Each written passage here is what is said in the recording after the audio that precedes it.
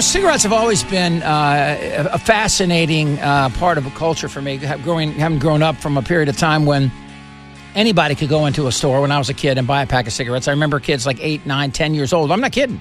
In Alexandria, Virginia, where I grew up, kids would go in and be able to buy a pack of cigarettes. And then the early days of the warning labels.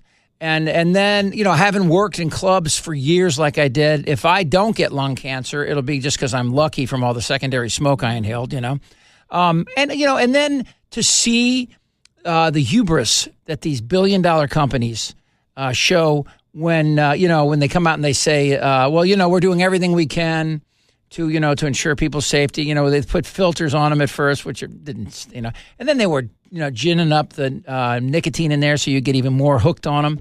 And then listen to this. This is Deborah Crew, a CEO of Reynolds American. She says, if we can put a man on the moon, we can deliver tobacco to people with less risk than smoking. So she's taking the accomplishments of the Kennedy administration of putting a man, and then the danger these astronauts face to make a symbolic step for humankind. She's comparing cigarettes to that? What a POS. What a bad person. And that's the thing about this whole deal that really upsets me the most. Scott Ballin is our guest. He has testified before the FDA and Congress many times on this and written extensively about it. Nice enough to join us here. Scott, do you get as upset as I do when you just start rolling through the leaves of this and start realizing what these people are capable of? Yes, I do. I've been in this business for 40-something years, but I do want to say that there's something going on that is a major change or a potential major change as we begin to focus more on trying to get rid of the deadly cigarette. Most people don't realize that it's not the tobacco that kills you, it's what you do with it. When you suck that into your lungs when it's burned, that's what's killing people. And we have the opportunity and the responsibility to do it more to try to get people to stop smoking. And the companies have got a responsibility and accountability to have their feet held to the fire. That the days of them pushing cigarettes on our society are over and should be over. And I think there's just a sort of renewed effort on the part of many of us in the public health community. We've been doing things the same old way, thinking that we're going to change things. But I think we really do need to focus on the issues of regulating this industry basically out of existence. And that requires, however, that we also allow products to be developed that are technologically advanced that actually are lower in risk, 95% lower in risk. They're out there. They can be given to people who are smoking cigarettes, who can get off that deadly habit.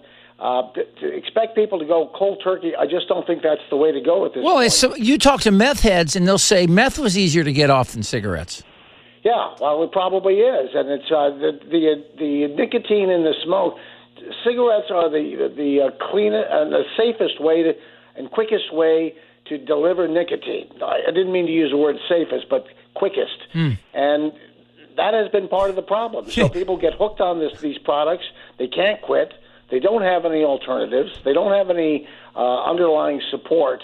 It's not just a question of educating people and doing this and that on the policy side.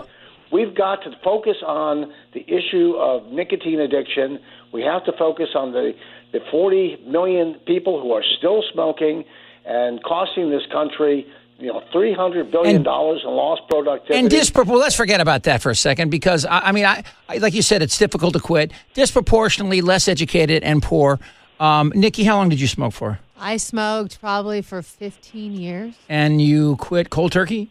No, I vaped in order to kind of ease off the nicotine, and then. And you still think about smoking occasionally? Occasionally, yeah. After a good meal, or those trigger moments. Right, yeah, and that's to me that. I think there's a genetic component here, too, that plays out. And again, with the whole healthcare debate, the idea that we could ask, and again, I'm just picking on Republicans, but it seems to fall in their bailiwick. When we talk about, look, if we could get these people off and they go, well, they have a choice. I go, okay, that's great, but it's costing the country, as you just said, billions of dollars. Why are you optimistic? Because I'm not. I'm optimistic because I worked very hard over the years to try to get the tobacco industry regulated. And some people may say, well, FDA is not doing a good enough job, et cetera, et cetera. But when there was nothing out there, the industry was free to do whatever they chose. And so one of my major objectives in my my career was to ensure that these products were regulated just as our drugs are, our foods, cosmetics, everything. And that is where we are headed. And it's the agency, the FDA, has had authority over tobacco products for about 8 years.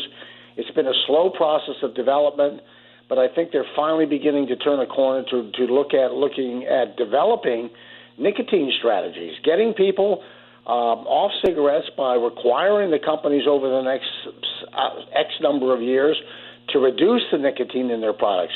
That will be mandated by the FDA, and at the same time to give people alternative products who need their nicotine. Remember, nicotine is not the problem. America thinks often that the nicotine causes cancer and all the bad things.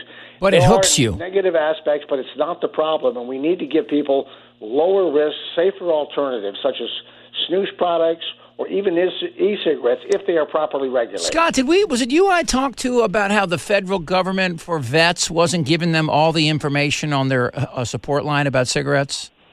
Did we talk about that? I talked about it with somebody. We did back in the springtime. Yeah, because I remember that too. They wouldn't even like smokeless tobacco, which has like a 20%, 80% less chance of cancer. They wouldn't recommend that to help people get off. So I think you're being more pragmatic. Your attitude is more pragmatism than banning and all that other stuff. My attitude is these guys are SOBs. You mentioned the non-combustible snus, for example, smokeless products. They're 95% lower in risk. But I don't think the American public knows that. I mean, in the surveys that have been done, because people are told that all tobacco products are equally harmful, which they are not, we're not getting a message across to people who may have an opportunity to shift away from the deadly combustible cigarette to these lower risk products. And Scott, I use nicotine replacement products such as nicotine patches and gums. Those are all nicotine-based. They all are derived from tobacco, and so in many respects, they are tobacco products. So we need to look at the spectrum of risks and start educating the public and users in particular and giving them alternative products. It's funny, too, Scott, to interrupt you. I mean, you have kind of the zealotry that most people associate with people who say quit it all, but you're actually a pragmatist, and I think the answer is probably somewhere in there. Got to run. Hey, Scott, thank you so much. Let's I'm going to keep an eye on you, and I'll tweet out information where people can find your writings, okay? Good to talk to you, Jed. Thanks, Scott. Appreciate it. And I do believe that. Normally you get that sort of zealotry from people that just want it all gone, the kind of the Kerry nations where bust is still. But what he's saying is actually dead on. It's got to be a step-by-step thing. It's just the whole thing pisses me off.